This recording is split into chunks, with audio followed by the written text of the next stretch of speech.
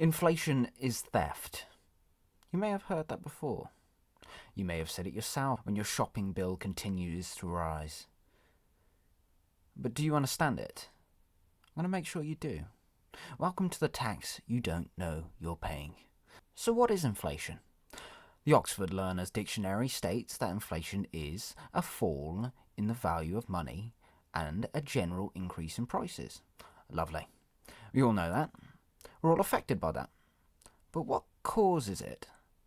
You may have heard reasons such as money printer go brrr, oh no, tariffs, and the dreaded minimum wage increase.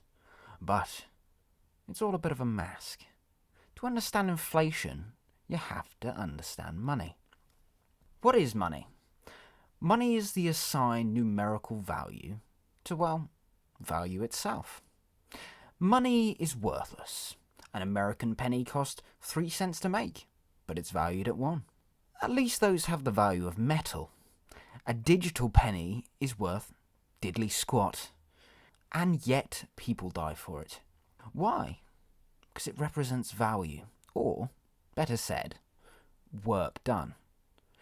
When you dig something out of the ground, the difficulty or work done to get that object out of the ground produces value.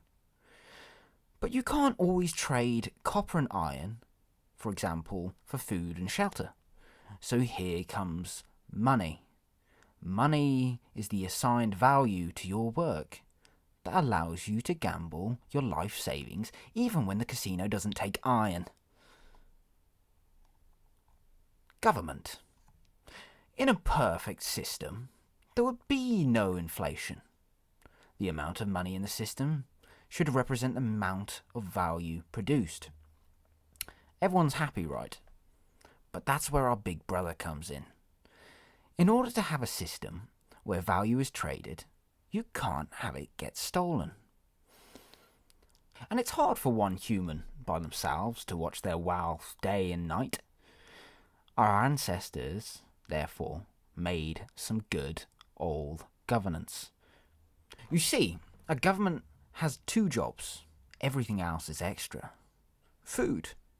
People need food, water, and shelter, or, well, they die. And secondly, security. What's the point of all that work if someone else just takes it? But defending that value takes work.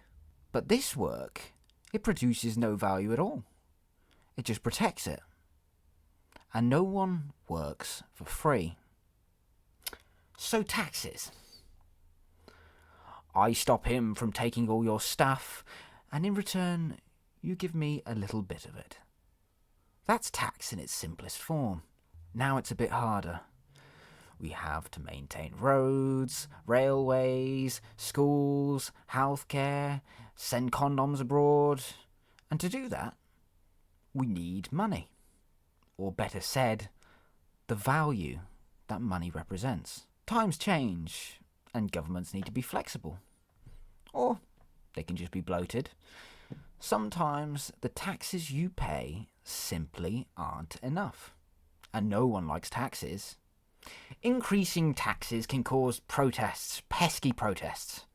What if there was a way of taxing already taxed money? What if you could tax the money in someone's bank account without them knowing? So inflation. You may have pieced this together yourself now. Money is worthless. It's the value you've produced that's important. But all you see in your bank account is money, not value.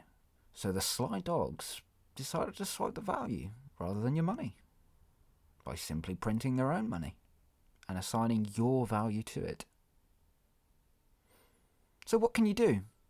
How can you protect what you've worked for? If money is worthless, why keep it? By keeping cash, you're simply the government's piggy bank. Buy something that produces value instead. Buy something that might have inherent value. Stocks, gold, land. There are a few examples. And it's a lot easier to invest in those than you think. Don't pay more taxes than you need to. And like and subscribe. Loves you lots. I'll see you in the next one.